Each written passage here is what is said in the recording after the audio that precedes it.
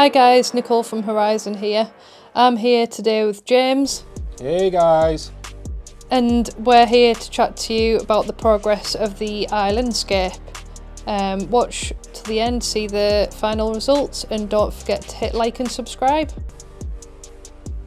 So the first step is the base layer. I used AquaForest lava soil, and the reason why we use this underneath the soil layer itself is to not just gain height, but also for good beneficial bacteria, so that there doesn't get any nasty sort of anaerobic bacteria under there. It's probably one of the most crucial parts this to any planted tank, I would say. Yeah, especially if you're getting some good height on your scape as well. So if you want to really build up your substrate like I'm doing there. It's a bit cheaper as well, isn't it? A little bit, yeah. Than just using all soil. Yeah, you tend to get a lot more sort of value for money.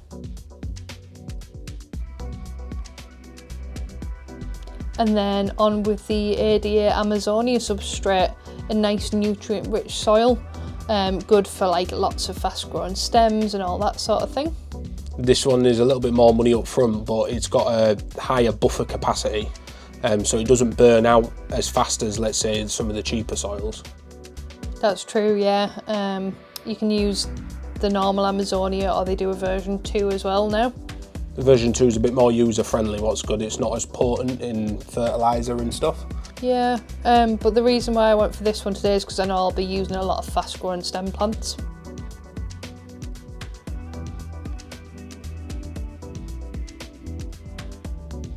So it's ramping up to the back more, just to gain a bit more height for the stem plants.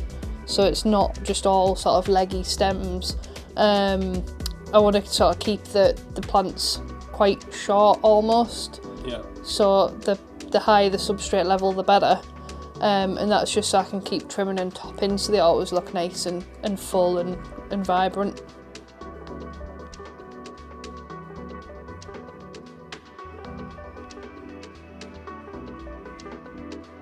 So with your just starting on your hardscape now, is there any technique that you're kind of looking out for? Kind of. So I don't want everything to sort of like slope forward and sort of like slide over time. So I use like the rocks to sort of prop the wood up as well as, but also to stop all that middle centre part sliding down, so that it keeps like a good height at the back there again. The hardscape used is it Northstone and Manzanita? Yeah, Northstone and Manzanita. I don't know, I think they work quite well together. Like, where did you get your inspiration for this scape? The inspiration came from a scape we had in store last year, was it? Would you say? Was it the island scape me and you did together? Yeah. So the 4-foot island scape we did together, that ended up being my absolutely favourite to work on. I just love the shape, the colours, like the layers. I love everything about the island scapes, it seems. Yeah, you have had a soft spot for that scape. Yeah, I think I'd quite like islands in general, to be honest. I think I might try one with like a sand front next, but I wanted to do like a mini baby version of like the one we did in the 4-foot. Mm-hmm. So I kind of wanted to replicate it, but on a mini scale.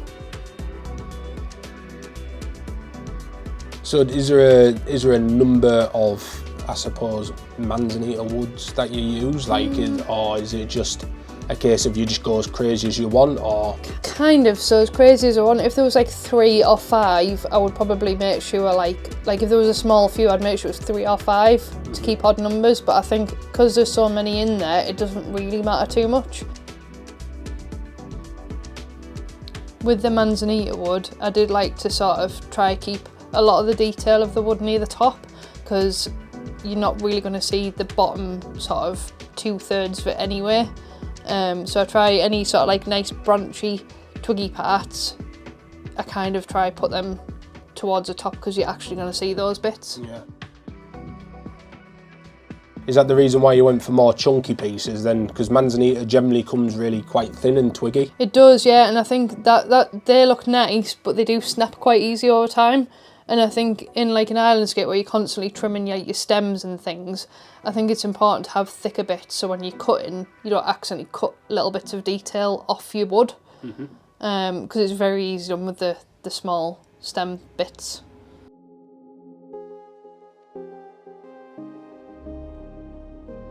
So now we're on to planting. So I've noticed that your soil's wet. What's the reason for that? I did used to plant dry, but I don't really know why. Everyone else seems to like spray it down first, and yeah, I kind of guess for like the smaller stuff it's easier because it tends to want to stick in there a little bit more. So I did start with a Monte Carlo carpet, broke it into smaller portions and dotted it around the front area, and then that makes like a nice thick lawn style. Yeah. How many pots did you use, do you know? Because this is a 60 tank. Yeah, I think it was around 5 to 6 pots, as far as I can remember. Was this in vitro or was it like the potted portions? Yeah, it was tissue culture.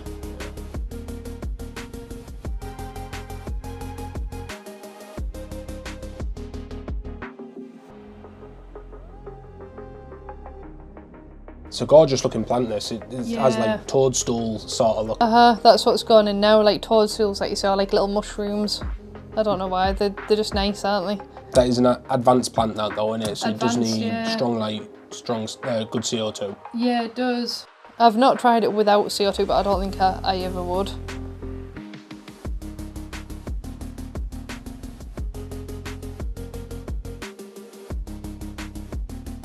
So what you're doing now then is looks like you're gluing. What's that? Yeah, I obviously must have wanted that piece of wood to stay put, and the rocks wouldn't hold it in place, so I've used liquid glue with some tissue, so you can see like there's a little bit of smoke starting there, and that just means that it's having like a chemical reaction, and then it fully bonds your hardscape together.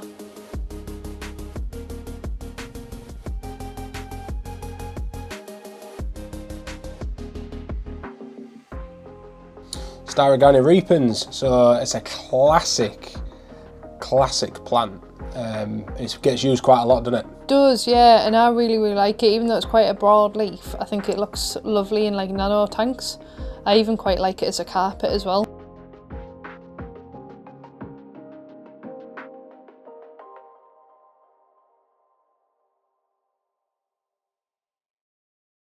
So Blyxa japonica next, so it's quite a grassy looking plant.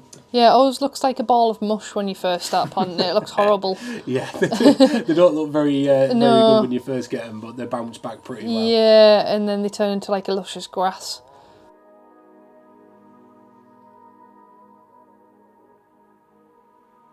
Rotala green. Rotala green, so I love this plant for like shaping. So it tends to sort of grow sideways for a while, but the more you trim and replant, the more it grows to the light.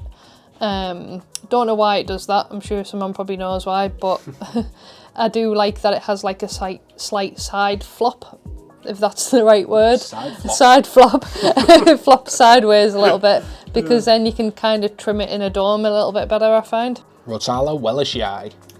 Yeah, this is a lovely plant, a bit more vertical growing, looks amazing in like Dutch style scapes and things like that, and I think the island scape, it's got that sort of Dutch layer into it with like all the different stem plants. I do like pops of colour with that. Rotala orange juice. Now this is a stunning plant once it settles. Yeah, it's just starting to turn orange. You'll see at the end of the video there. It's the way it transitions when you buy it. It's got a round leaf and then it turns to like a sharp leaf and then it goes bright orange. It pretty much looks exactly the same as Rotala green, but orange really. Rotala macrandra now. Another favourite. I think it looks like almost like flower petals. Yeah, it's quite a delicate looking plant. It is, but it's quite easy to grow, even though it's an advanced plant. Don't be scared of it, because it doesn't half shoot up. I think it's fair to say it's one of our all-time favourites. This Limnophila hippuroides. Yeah, we've used that since day one, pretty much, haven't we? Doesn't look much when you start with it, but once it transitions, it gets those bright purpley pink leaves. It's gorgeous. Back to Rotala green again. You can tell I like that as a blending plant. Good filler. It is a good filler, and I like to clash that with the Rotala orange juice as well. Like the colours on this, like if you watch it through to the end of this video, guys, it's just, Yeah. it's insane how fast this has grown in, and how, like, I think it's due to the raw amount of plant mass in here has settled it so fast. And I think it's also crazy to see how much plants change form.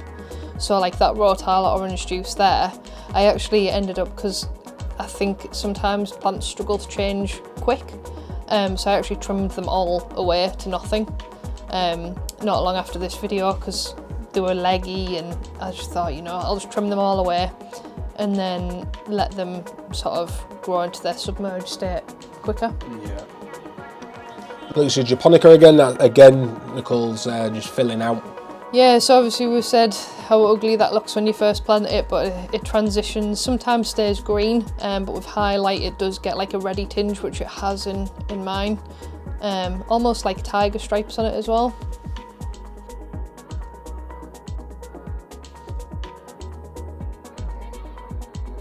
What's this we're planting here? Forgotten. Petite. Anubias petite. Yeah, so it was a toss-up between this and Rotala bonsai, but I wanted to use a little bit of mini coin as well, so I thought the contrast in leaf shape with the petite and the mini coin would actually look a lot nicer. Yeah.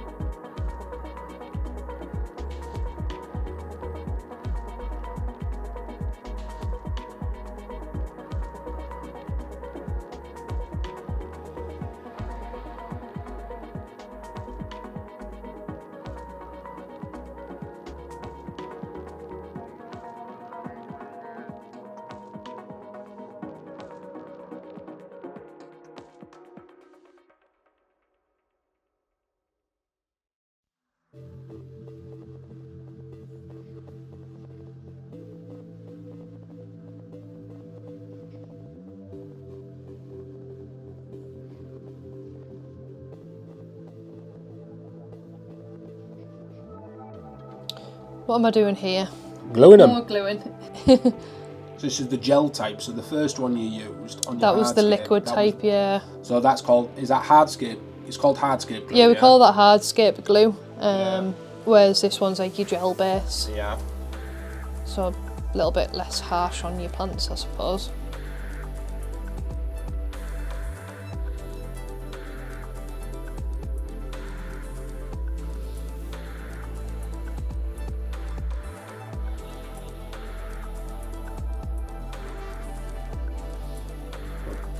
Oh, a new plant, Bucephalandra red.